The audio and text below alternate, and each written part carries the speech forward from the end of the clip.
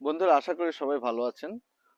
আজকে আপনাদেরকে থাইল্যান্ডে দীর্ঘ সময় ধরে থাকার, অনেকেই জানতে চান যে থাইল্যান্ডে দীর্ঘদিন ধরে তারা থাকতে চান, বা কিভাবে আপনার অনেক সময় থাকা যাবে বা লম্বা সময় থাকা যাবে, কিভাবে আপনার ট্যুরিস্ট ভিসা ছাড়া আর কি কি অপশন আছে। তো আজকে সেগুলো নিয়ে আপনাদের সঙ্গে কথা বলবো। মনে হলো যে আপনাদেরকে অনেক একটা ভিডিও যদি তৈরি করি তাহলে আপনার একটা ভালো ধারণা দেয়া যাবে। তো আমি এর আগে থাইল্যান্ডে বলছিলাম যে একটা অপশন, খুব ইজি অপশন, যেটা আপনার 5 বছর থেকে ইভেন আপনি 20 বছর পর্যন্ত আপনার যদি থাই এলিট ভিসা করেন, থাই এলিট ভিসার আন্ডারে আপনার খুব সহজে এটা আপনার 3 মাসের মধ্যে পুরো প্রসেস হয়ে যাবে। 90 দিনের মধ্যে বা আরো আগে হয়ে যায় সাধারণত, 1 থেকে 2 মাসের মধ্যে পুরো প্রসেস হয়ে যায়। এটা হচ্ছে আপনি পুরা এই জায়গার মধ্যে আমাদেরকে যদি আপনারা দেন, আমরা যেহেতু আপনার থাই এলিট ভিসার অথরাইজড এজেন্সি, আপনারা আমাদেরকে আপনাদের ডিটেল পাঠালে তারপরে আমরা এটা ফিল আপ করে দিব। তারপরে এইখানে আপনার একটা করবে ওরা, থাইল্যান্ডে আপনার ওরা একটা আপনার সিকিউরিটি চেক করবে। আপনার সিকিউরিটি মানে হ্যাঁ, আপনার একটা সিকিউরিটি চেক করবে বা মানে আপনার ডাটা চেক করবে। যদি দেখে যে না সবকিছু ঠিক আছে, তাহলে সত্যি বলতে আপনি 1 মাস 1.5 মাসের মধ্যে আপনি পেয়ে যাবেন। সেক্ষেত্রে আপনারা জানেন, যেটা বললাম যে 6.5 লাখ বাদ থেকে ওদের প্যাকেজ শুরু, যেটা আপনার 50 লাখ, মানে বাংলা টাকা ধরেন আপনার যদি আমরা হিসাব করি ভাবে ধরেন 25 লাখ টাকা থেকে বাংলা টাকায় 2 কোটির মধ্যে আপনার সেটেল হওয়া যায়। সো 20 বছর মানে কিন্তু একজন মানুষের মোটামুটি ফুল লাইফ সেট হয়ে যায় এখানে। সো এটা হচ্ছে আপনার যেটা বলতেছিলাম, যেটা হচ্ছে আপনার এলিট ভিসা, যেটা আপনার ইজিলি করা যায়। তারপরে যদি অনেকে চান যাদের বয়স আপনার আমি বলবো 50-র উপরে, তারা এই জায়গার মধ্যে আপনার রিটায়ারমেন্ট ভিসার জন্য অ্যাপ্লাই করতে পারেন। সো রিটায়ারমেন্ট ভিসাটাও এখানে যাদের 50-এর উপরে, এটা কোয়াইট ইজি। এখন আমি আপনাদের রিটায়ারমেন্ট ভিসার বিষয়ে একটা কথা বলবো এখানে, যেখানে একটু কেয়ারফুল থাকতে হবে যে আপনার যেন কোনো রকম মানে থাইল্যান্ডে আপনি যেহেতু এটা আপনার অনেক ভাইব্রেন্ট একটা কান্ট্রি, প্রচুর ট্যুরিস্ট এখানে, সো এখানে স্ক্যাম আছে। এবং আপনারা যদি কারো মাধ্যমে এই ভিসা করেন, এই ক্ষেত্রে খেয়াল রাখতে হবে যেন আপনার কোনো মতেই যেন আপনার মানে কোনো রকম প্রতারণার শিকার যেন আপনারা না হন। সেক্ষেত্রে এই সরকারের যেটা বাধ্যকতা আছে যে আপনার 8 লাখ বাথ, সম্ভবত হ্যাঁ 8 লাখ বাথ, মানে 4 আটা 32 লাখ টাকা আপনার বাংলাদেশের অ্যাকাউন্টে থাকতে হবে। সেই টাকা এরপর আপনি থাইল্যান্ডে এনে রাখতে হবে, এবং আপনার যখন থাইল্যান্ডের অ্যাকাউন্ট করে এখানে রাখতে হবে। তারপর আপনি যখন ভিসা পাবেন তখন আপনি এটা উঠে ফেলতে পারবেন। এইটার জন্য আমরা সত্যি বলতে কিছু এজেন্সি আছে যারা 35 থেকে 40 হাজার বা 60 হাজার বা এর মধ্যে, যারা যদি টাকাটা দেখা দেয় তারা এইভাবে 70-80 হাজার বাথের মতো নেয়, যারা এই 8 লাখ বাথ দেখায় দিবে। এটা আপনার 1 মাসের ভিসা, 1 বছরের ভিসা দিবে। প্রতি বছর বছর আপনার ভিসা রিনিউ করতে হবে।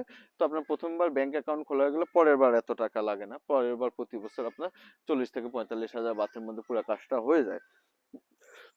কিন্তু আমি বলবো যে এটা আসলে যদি নিজে করা যায়, ওইভাবে টাকা করে এরপরে আপনার খরচ আসলে অনেক কমে আসে।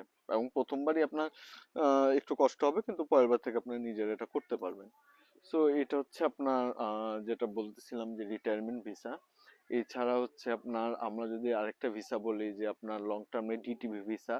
ডিটিভি ভিসা হচ্ছে মুয়াই থাই, যারা নোম্যান্স ল্যান্ডে হিসাবে জব, রিমোটলি জব করেন, তারা কিন্তু 5 বছরের ভিসা পায়। রিমোটলি জব যারা করে, আইটি সেক্টরে যারা জব করে, যারা আইটি সেক্টরে জব করে তাদেরকে অনেক প্রায়োরিটি দেয় থাইল্যান্ড সরকার বর্তমানে। তারা আপনি একবারে 5 বছরের ভিসা পাবে।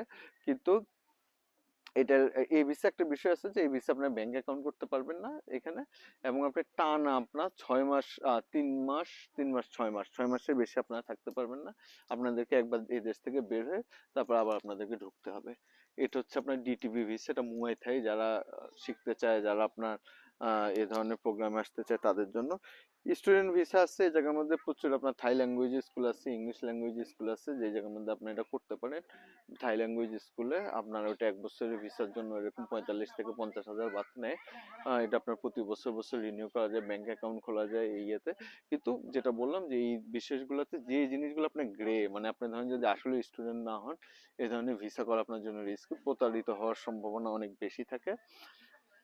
সো আমার মনে হয় আমি 4-5টা ক্যাটাগরি বললাম। এছাড়া যাদের আপনার আত্মীয় স্বজন আছে বা যাদের এই জায়গার মধ্যে হয়তো আপনার স্পাউস জব করে থাকে, হ্যাঁ, তারাও 1 বছরের ভিসা করতে পারবেন। তবে থাইল্যান্ডে আপনার আমি বলবো ডিটিভি ছাড়া, ডিটিভিতে তো সত্যি বলতে আপনার মানে খুব, মানে ফরেনারদের জন্য খুব যে ফ্রেন্ডলি, এটা আমি ভিসার বিষয়টা বলবো যে একটু ঝামেলা এখানে অবশ্যই আছে। বিশেষ করে যেটা বললাম যে আপনার প্রতি বছর এখানে ভিসা রিনিউ করতেই হবে, যেই ভিসায় থাকুক। একমাত্র ডিটি ভিসা আছে, সেটা তো আপনার 1 বছর না, মানে 6 মাসের মধ্যে আপনাকে এই দেশ থেকে একবার বের হইতে হবে।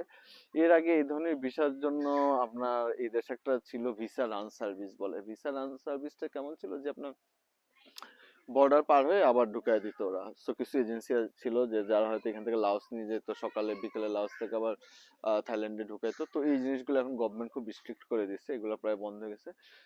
তো আমি বলবো যে খুব ইজিলি যদি আপনারা বলেন টু গেট ইজি, এটা আমি বলবো এলিট ভিসা। খরচ একটু বেশি পড়ে, কিন্তু একবার আপনার টাকাটা দিতে হবে, এরপর আর চিন্তা নাই। আর কিন্তু এটাও আপনার 1 বছর করে পাবেন আসলে, একবারে 5 বছরের দিবে, কিন্তু প্রতি বছর এটা ইজি টু রিনিউ, রিনিউ ওরাই করে দিবে সবকিছু।